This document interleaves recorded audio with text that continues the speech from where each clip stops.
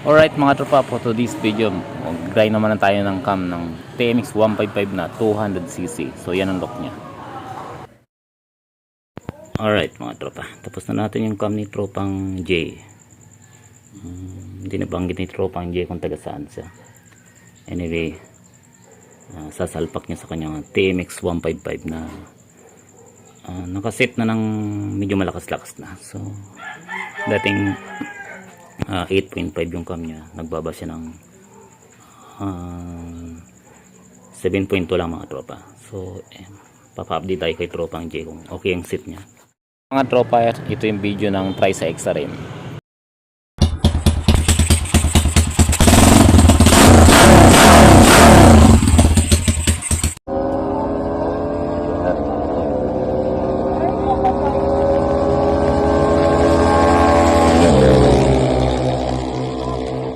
Ayun mga tropa, pasensya na kayo yung pagkakakuha ng video mga tropa, ipatayo. So update na lang sa next video mga tropa.